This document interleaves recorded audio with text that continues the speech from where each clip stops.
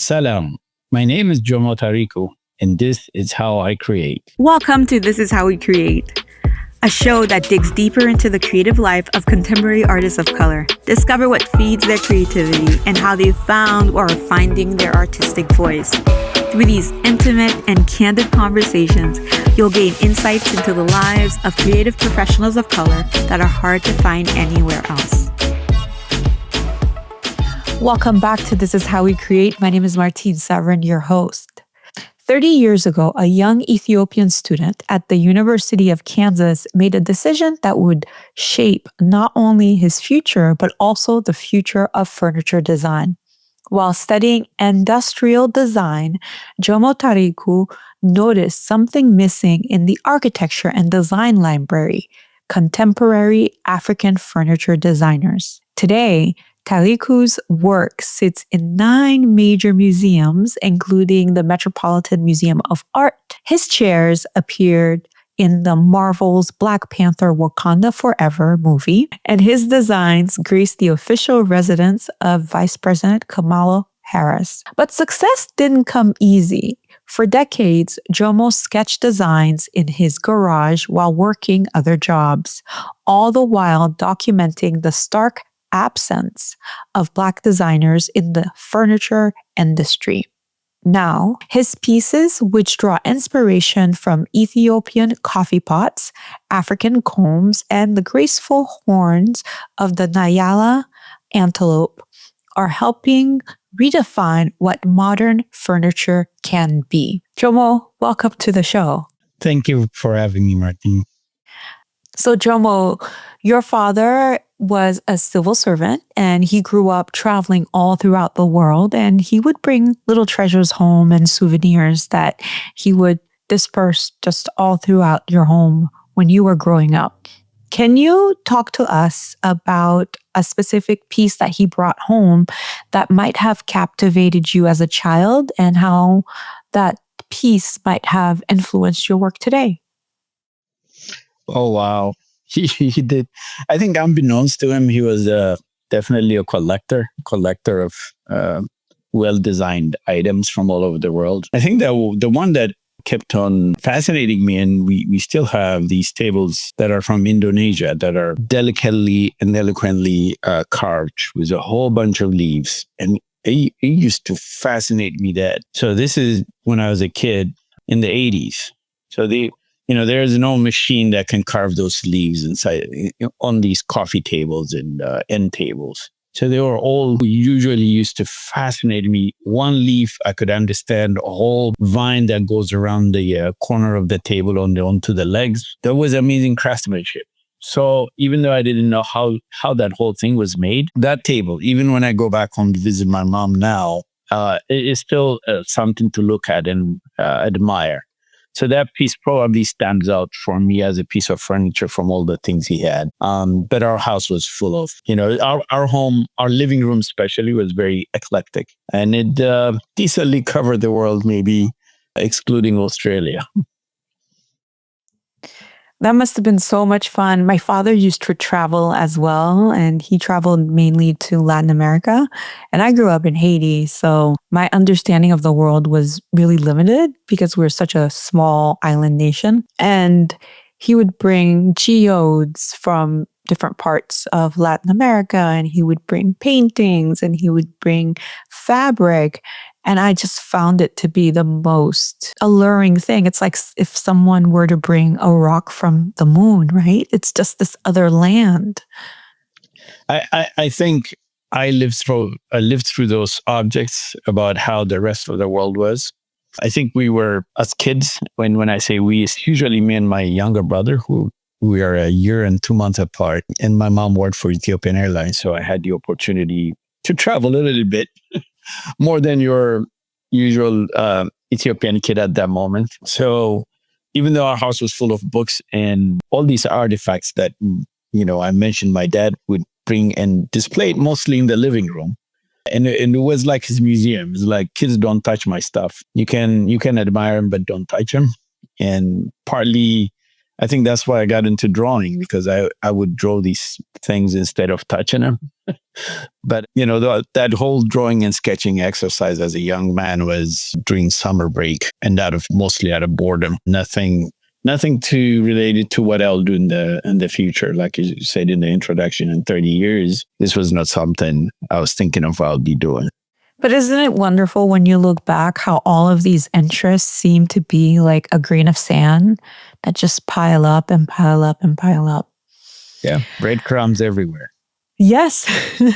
But you can only see the breadcrumbs when you look once you look back, right? You can't see it in the moment. So your journey from computer science to industrial design wasn't really straightforward. What gave you the courage to make the switch at University of Kansas? The first year, actually, I was at a very small college in Olathe, Kansas, and my older brother had received his degree in computer science. So you can imagine, this is back in 87. You come from Ethiopia, you're trying to go to college. And, like most parents say, study something that will make you productive. On your radar, neither art or design is on it, even though my parents didn't discourage that. But, you grow with this mentality ingrained. So I said, if my older brother did it, let me try it. But quickly, within a year, I found out I was actually terrible at it. So change of major was pretty much coming up. I had a professor who was teaching painting electives, and that was the only class I enjoyed. And fortunately for me, she kept on insisting, if you enjoy it so much, why are you studying something you don't seem to enjoy? So like we just talked about, breadcrumbs or the tiny tidbits of things people leave you. I think that triggered a question of, am I going to spend 3 more years of this, or I change my major? Which, on a trip to University of Kansas, and it was during summer break, and I only run into one professor who was available in his office. Everybody was out, and he happened to be an industrial design professor, which I would say he did a fantastic job selling me what industrial design is, because I have never heard of industrial design in my whole life before. And I was convinced. I mean, he photocopied and gave me like a couple of 2 or 3 pages explaining what industrial design is. I read it and I said, this is me. This is what this paper is talking about. And I said, this is what I want to pursue. So that ended up, back then, industrial design to get a degree was a 5-year study. So spent another 5 years in college. Well, what was written on that piece of paper that he gave you that made you think that industrial design was for you? Well, it briefly explained what product design is, how that it went past than just creating aesthetically pleasing but functioning, ergonomically correct items. That is mostly, not always, but mostly for mass production and for general use. That it takes part of engineering, takes part of science, it takes part of design, and combine it to create items that are for daily use. And as much as I like drawings, and like I told you, I would draw objects mostly, I hated drawing people. So I said, you know what? If I don't study fine arts, actually, I get to skip drawing people, and I can just keep on drawing objects that I've always drawn. I've loved drawing transportation, like cars and buses and those type of things as a kid. Or, a little dabbled into cartoons and all that as a kid also, but mostly objects that, again, were in the living room, and, those are products in a sense.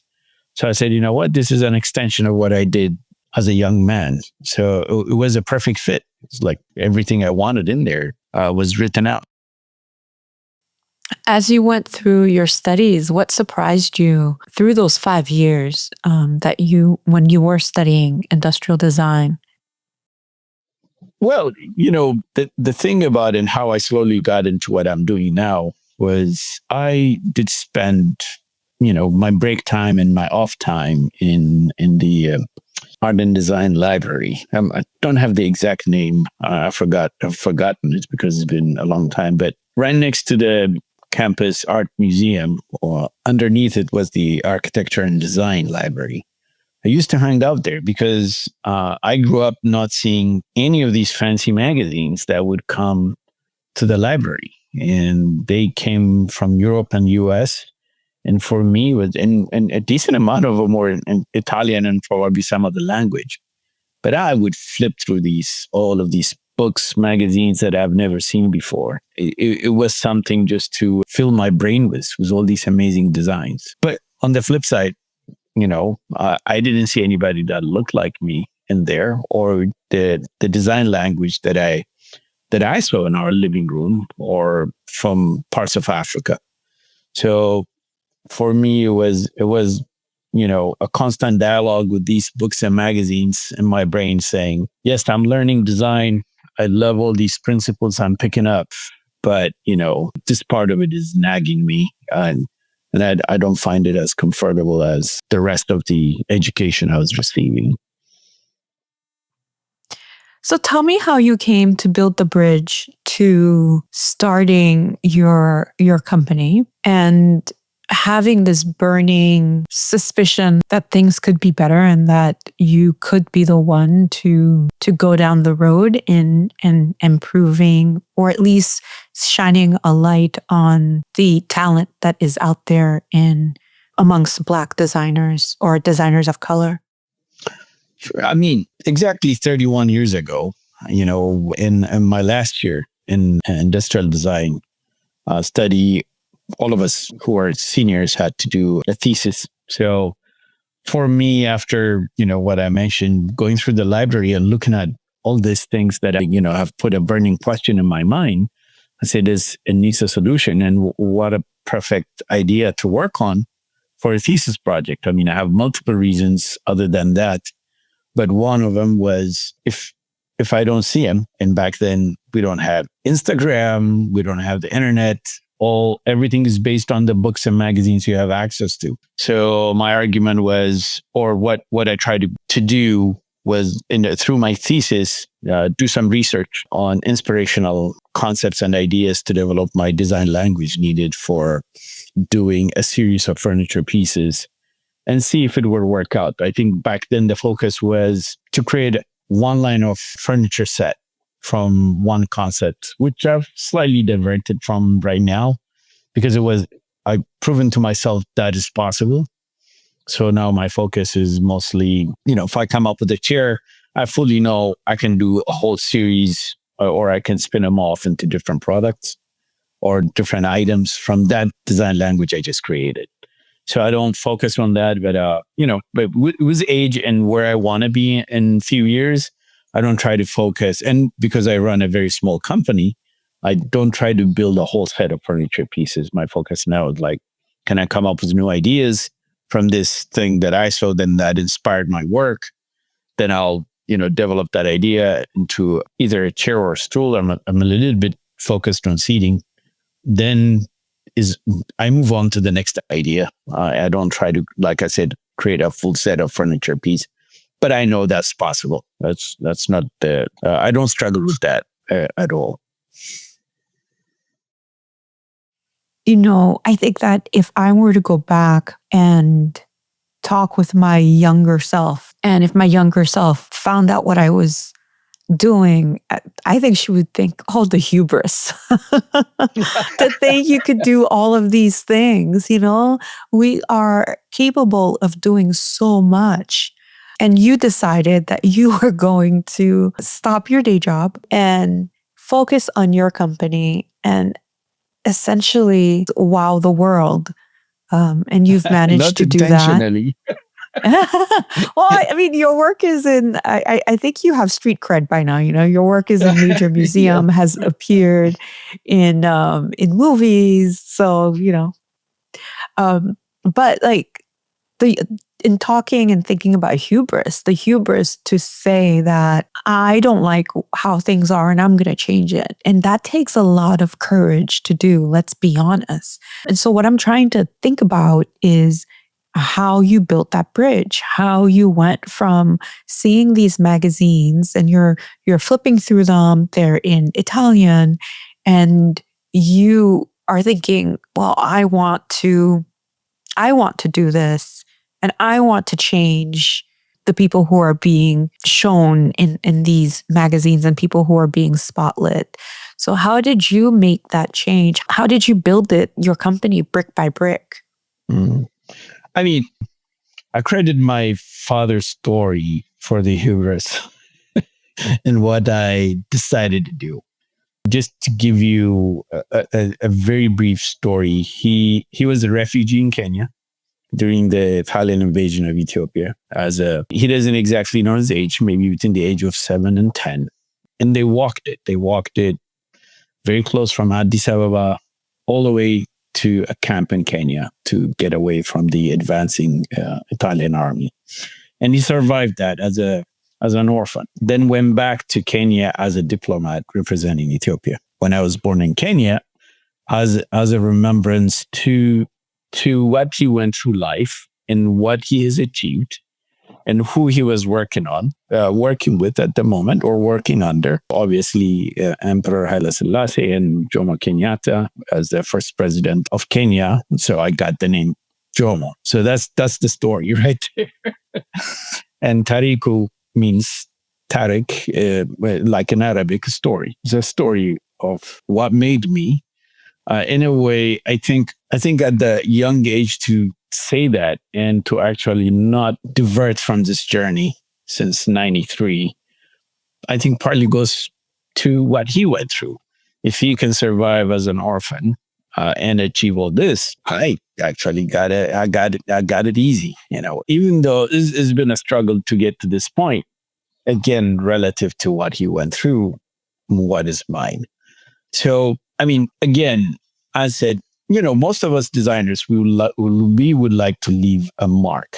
And this could be true in other professions. This is what I know. So I make it specific to maybe art and design. And I always say whenever I'm given the opportunity sometimes to lecture, and I was just at Cranbrook last week to lecture. If you had asked me 30 years ago or 31 years ago and said, what do you want to achieve? Hey, I would like to have few of my items recognized. One item in a museum would be nice. And that's about it. I'll be an extremely happy person if that is possible. And, if life ends, obviously family and everything in between, but sticking to my passion when it comes to work or to what I've achieved.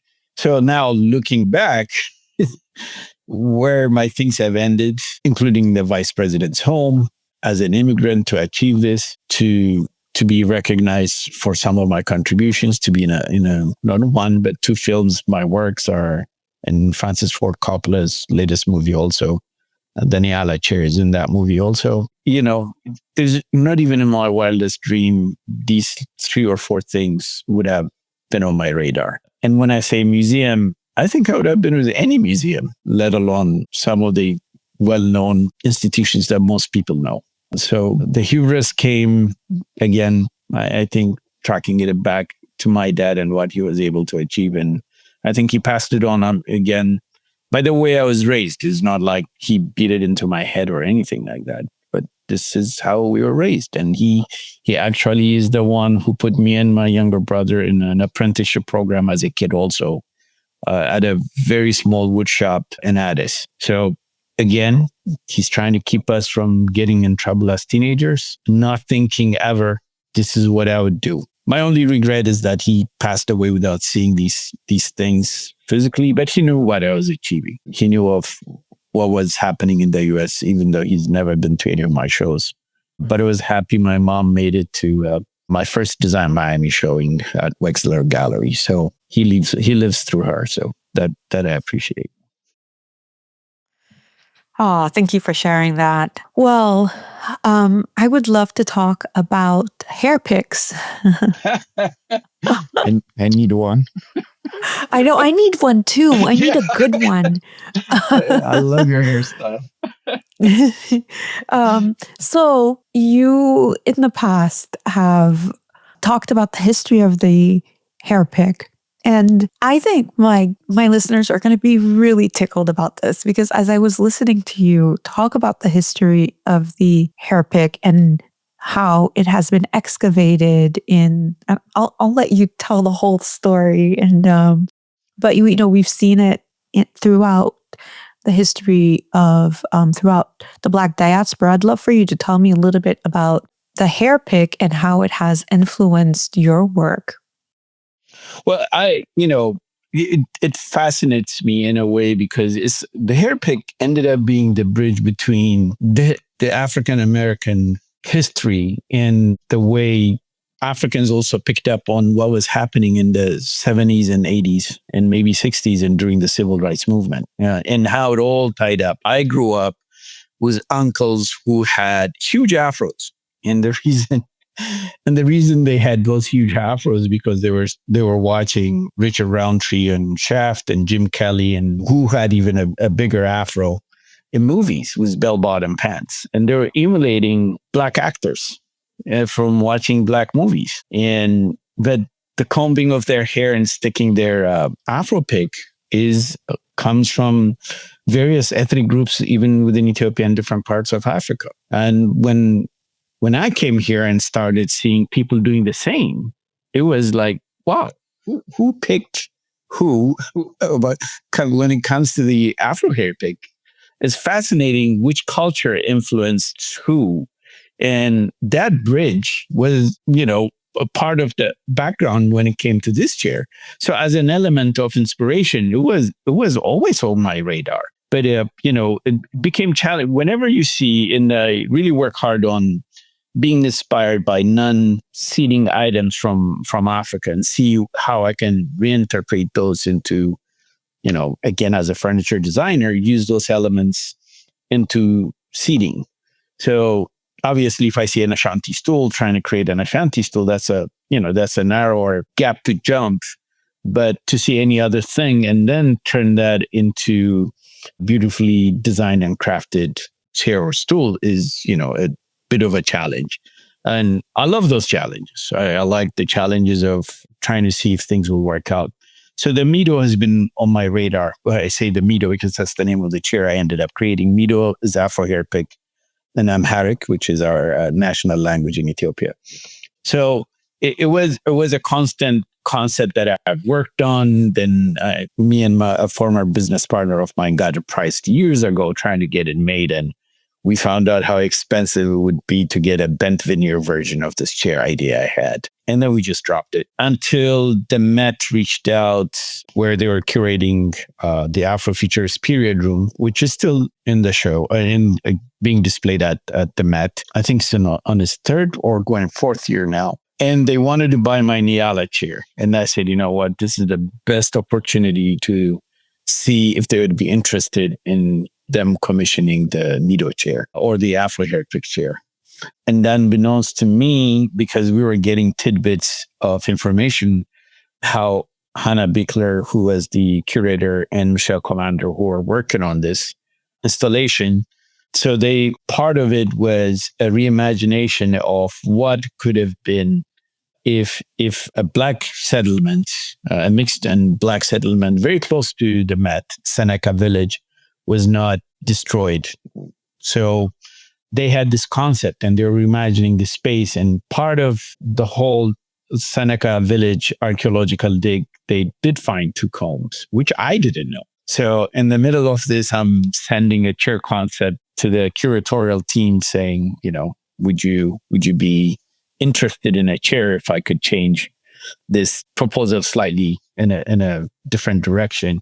And they said yes. So I love how this whole thing connected, even though I had zero clue this was happening behind the scene. And I can see why it was justifiable to move from my Nyala chair to the Afro-comb chair, because these two things which are being displayed, by the way. So they are part of the Afrofutures period room installation, and you'll see them there if you go check them out. So I love how I was telling you the bridge between the continent of Africa and the African American history how the context behind it in the US, and the Black is Beautiful movement from the 70s, and how people were carrying themselves with the whole back to natural hair to show that it is okay to have an afro, and that becoming a statement as the part of the Black is Beautiful movement in the early 70s. And we in Africa were, my uncles, I didn't know about all the story until I came to the US, were copying that, but they were copying it through, very well known and established Black actors. And happened to be watching them. They happened to be watching their movies. And they were, the fashion and the hairstyle was being copied by them. But again, I'm taking what I saw as a kid and then what I picked up in the US and what ties both continents is the Afro-Pick. And it ended up being, I think it's in the perfect place at the Met, and Philadelphia Museum of Art acquired the second copy of the same chair. But I was happy when they commissioned it because I would not have been able to afford to get that chair made. Well, can we talk about that a little bit? Because your work is very collaborative. You're not the one who's there working. You designed the chair, right? It's your design, but you also collaborate. I don't. Yeah, the more complex pieces, I don't make those. Yeah. Okay. So then can you walk me through that process from having the design and then pricing it out and knowing whether or not you can make it? And in this case, you were blessed with a commission. with a commission to be able to make the chair. But, different artists, they go through different processes. There are some who work alone, and there are others, such as myself, where collaboration is part of the process. And I am very ignorant in terms of how furniture is made outside of, seeing documentaries on furniture design. But I'd love to hear your take on your process. Sure. So this is the part I love being an industrial designer, because it is not just about designing. It is about how to figure out how to make it. So depending what I'm designing, first of all, I'm not a craftsman who's good at or extremely good at woodworking. I'm good enough to get in a shop and make something and get out. But I know how things are made and how I want them made and what I would like to see. But like you said, it's a collaborative effort. When you work with a master craftsman, they bring years and years of experience to the table. So you have to be willing to listen, see how much of your design could be implemented. I mean, you have to understand materials can be pushed up to a certain point, So when you design a chair like the Nyala, which has a very, very thin armrest, can it handle the weight you're going to put on it? Yes, I love what it looks like, but, so where do you put the joints? How are you going to make the joints? These are the type of things. It's one thing that the craftsman will know how to carve it, but technically you have to sit down with the people who make your work and figure out how to deconstruct this thing you're designing, and you got to put them together. So there is the engineering part, and then there is the efficiency part. The last thing you want to do in this day and age is, number one, waste a lot. So you have to be responsible with the materials that you'll be using. But number two, as a small studio, you have to worry about also cost of production. And the less you use actually means the better you are at managing the budget for these projects. When it comes to the Mito chair, I would say the Mito chair, the Afro-Pick chair, is the most complex chair we have ever designed and we've made. And it's got 16 layers of veneers. It's got about 7 or 8 different molds. So every part of the hair pick has its own mold. And then it gets put together. And the part that most people don't see, and if you do go to the Met, look at the seat and look at it very closely, you will see the type of joint I designed, which has shape of a comb also. And I could have made it much easier on my builder and designed something pretty straight. But I even wanted the joints, I always put tiny details in the chairs I design that if you look at them dead ahead or something like that, you'll say, oh, this thing is not flat. This thing actually is, is either concave or convex, or it tapers down, or, oh, wow, it doesn't have, it's not a 4-sided leg. It's got 6 sides on one of my chairs. I love toying around with these ideas. Just clean lines, but you have interesting shapes going on. And I think that's what gives my designs character. So I add this. And I love working with builders who look at my design and say, we will do our best to reproduce this, instead of saying, you're creating something complicated. Let's do the easy part and you get rid of this line, this shape, So I've been fortunate enough to work with people who say they will take my stuff. And if they push back is because, there is a major issue and not something that might be hard to make, but still doable. They do it. And I love working with people who understand this part of my thinking. And that's why you see these pieces that I've created to end up looking amazing. And boy, do they look amazing. My goodness, they're so beautiful. They're absolutely beautiful. And I have to say, Jomo, one of my favorite things to do when I go to museums, especially the Museum of Fine Arts in Boston, they have a kind of, it's not quite antique furniture, but they have a wing where it's just furniture, colonial furniture from the 1400s up through the 1800s, throughout the world, and furniture that was made in Trinidad and Tobago, and furniture that was made, elsewhere. And I remember they even had an exhibit of furniture that Napoleon had, that he had designed and that he had made, and he had at his camps and all. And it was just all so futuristic. And to have pieces that are so beautiful, but yet functional in our lives, for me, that's like mind blowing. It's like, seeing the Nyala chair and seeing any of your chairs, especially the Mito chair. And they're all so beautiful, but in all of the information that I read about you, in all of the prep materials, you specifically mentioned that you create beauty, but you are a big fan of function. And that these chairs, they do both.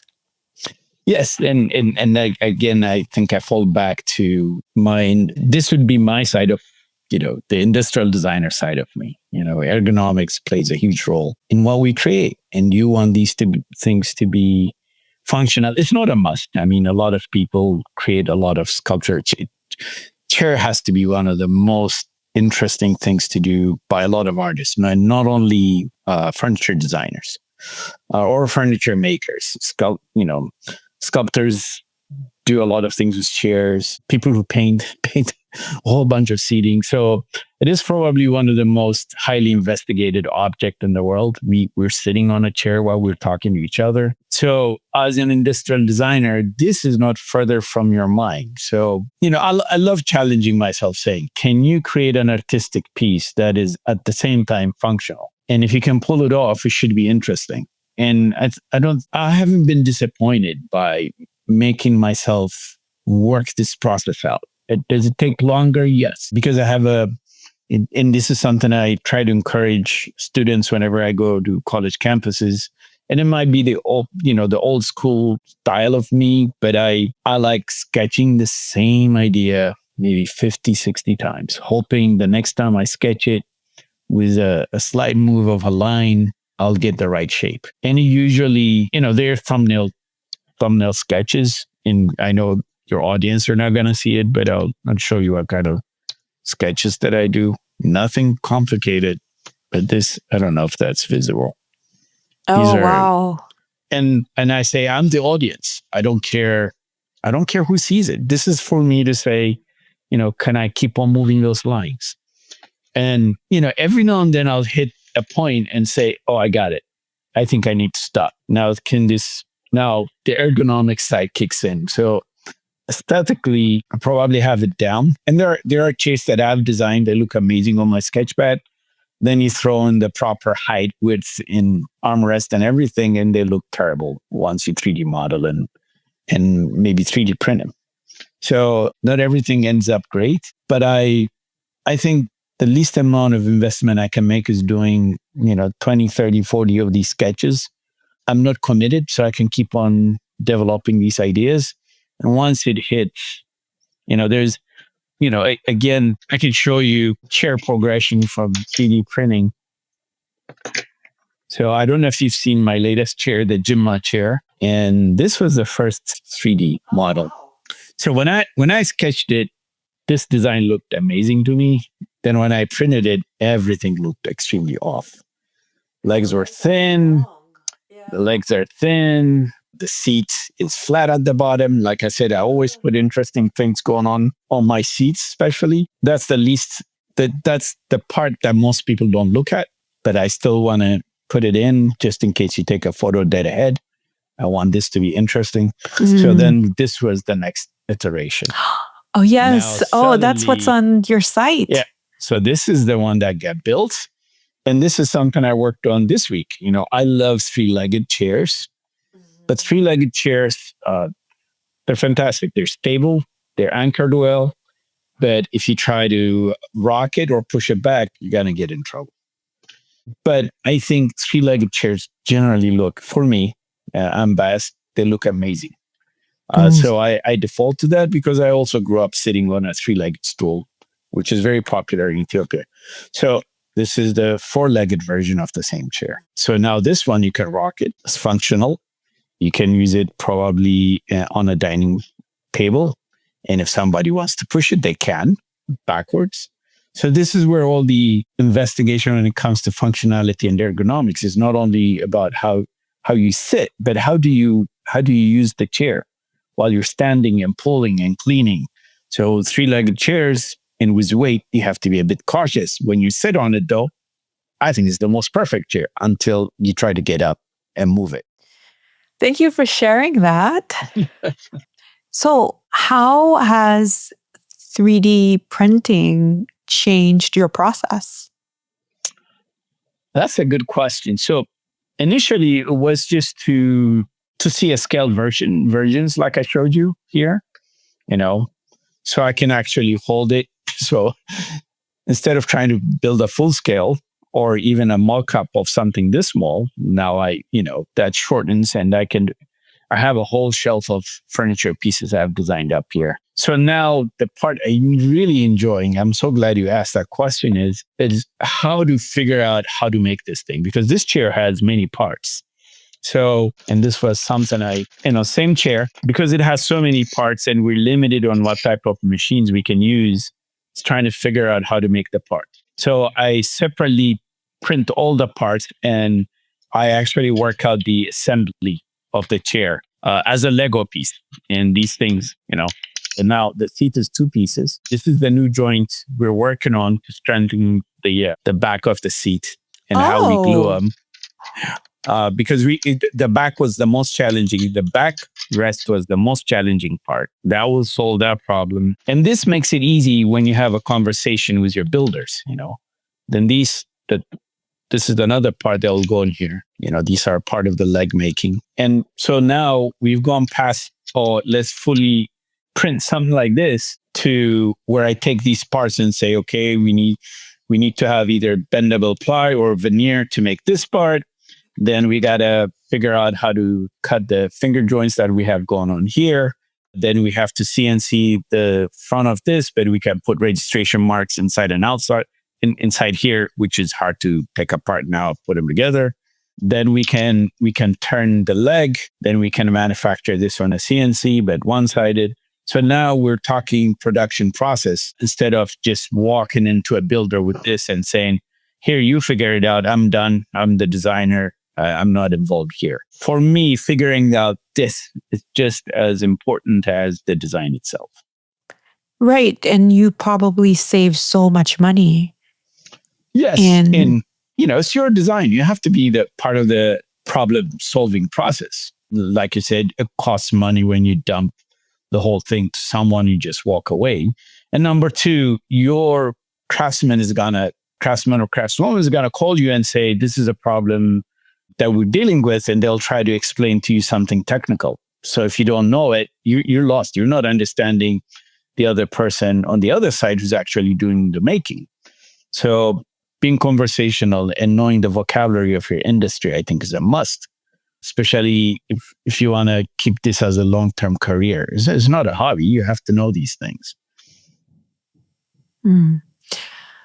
How long does it take you when you're designing a piece to figuring out if the design is feasible to bring to market, to working with your collaborators, to actually getting it to market? How long is that process usually? The designing is, for some reason, has never been a problem for me. It is always the capital needed to get the first prototype, always the challenging part. First prototypes are not cheap. Your craftsman doesn't know how much time it will take him. They're estimating a lot of things. Price could escalate after you start a project, because if you design something simple, then they get done quickly. You design something complicated, it comes with a potential of high cost. So it could easily take a month or two to produce a prototype once the craftsmen start working on it, because you're bound to make mistakes. There are chances that things have to be remade, and you have to cover the cost for that too. So is always the first one that's a pain. Now, when we did the first prototype for this new Jimma chair, we quickly learned all the challenging parts, including how we gonna attach the back. And the back attachment now has been reviewed 3 times. So 3 different approaches each time. So we're hoping we can make this one work. We'll see. So even though you've progressed and you have a prototype, they're, depending, I think the Mito and the Mekwamia chair is the only one. The first prototype ended up being nothing to change here. We got it right. Ergonomically, we got it right, because you can sit on the Mito chair for anyone would let you sit on it. It's an excellent chair to sit on, actually, because your back will, you wouldn't be slouching like I am right now, the way it is curved. And part of the biggest challenge of shaping that chair was this weird curve that I had coming, from the tip of it all the way to your backside. Then it has a sharp curve for your seat. Then it goes back down again. It took a lot of, and it was, we didn't have a hydraulic press. So it was all clamps between me and David Bonhoff, who's the builder who made it. A whole bunch of clamps trying to shape those things. It's a sexy chair, though. Oh, thank you. Yeah, it's one of my favorites, but the Nyala ends up being, I'm always asked which one is my favorite chair. It's always the latest. But if you give me a month, I always go back to my Nyala chair. I think that chair put me on the map. I think photo doesn't, if I have to hoot my own horn, when I see its photo. No pun intended in terms of talking about the Nyala chair. When I see it myself, it's one chair that made me say, I can't believe I am the one who designed the chair.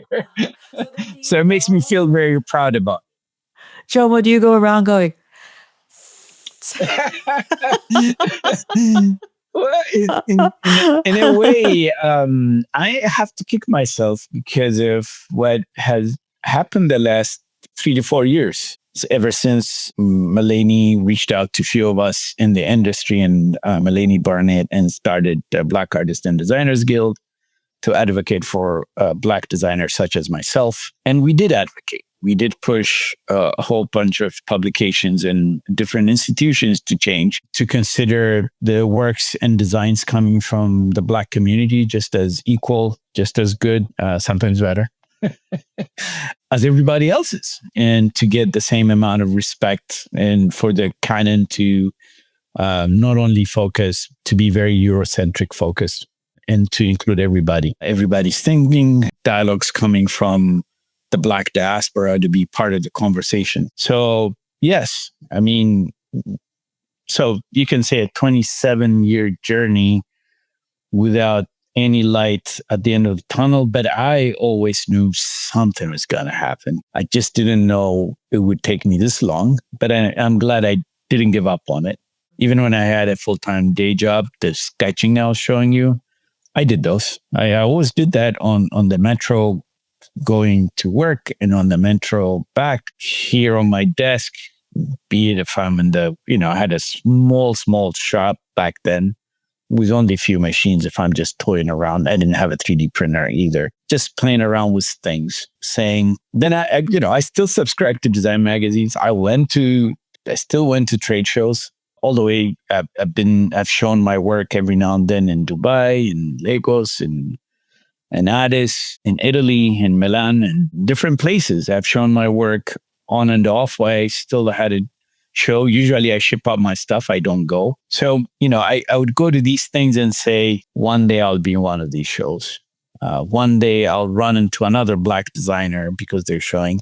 And I would run into one or two every now and then. But it is very sparsely. 1 year you might run and say, okay, maybe, things are changing. Then the next year you don't run into anybody. So things are changing. Where my hope is, you can only be hopeful and still be cautious, and still advocate for others. The reason I'm also an advocate for more than myself is because if the focus is only one person's contribution, and then if you fall out of favor one day, the whole thing goes away. So we have to advocate for other people's work, and in that the way they do things, the way they design, the way they approach their design language could be completely different or diametrically opposite than yours, but it should be fine. The goal is to change this. When the next book on, and I'm obsessed again with furniture, or forget furniture, I'm obsessed with books on chairs. The next book that comes out, you rush out and buy it,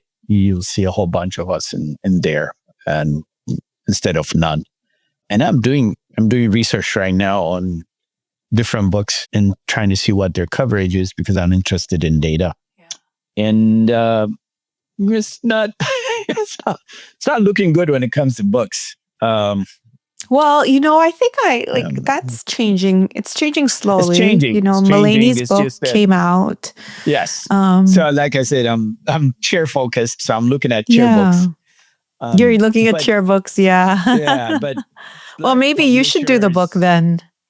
I should. It's been on my radar. I've collected a decent amount of Black furniture designers' name, and I have their links.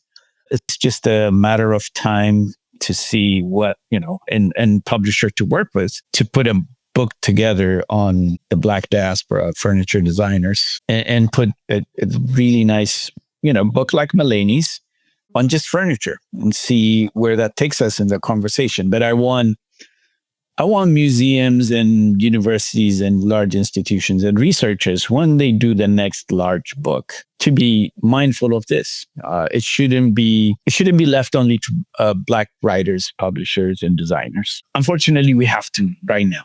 But in 10 years, 20 years, are we going to keep doing this? We shouldn't. We should be just part of the conversation. We should all be talking about design. We're not there yet. Hopefully we will be. Jomo, how has your idea of success changed over time? I think I mentioned this earlier.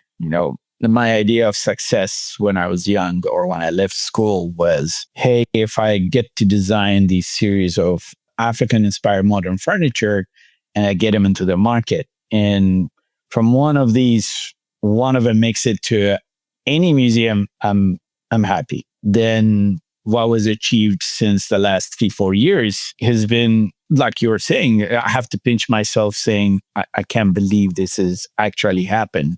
And I went way past than what I mapped out for myself as a career. But that still doesn't make me say, hey, accomplish what I want. I want to rest on my laurels. I keep pushing. I still find joy out of creating these new things. I enjoy researching about my own African heritage and finding things that I did not know about myself, even within Ethiopia, let alone the rest of Africa, because I keep finding things I had no clue about. So there's joy out of that. So joy out of my career and the things that have come out of it is how I measure my success.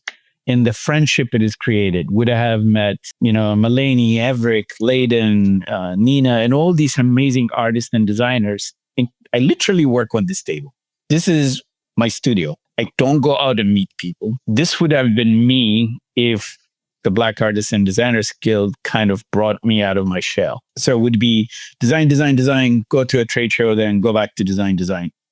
That would have been the normal cycle. But the engagement in with a whole bunch of designers and artists that I would have never met in my whole life.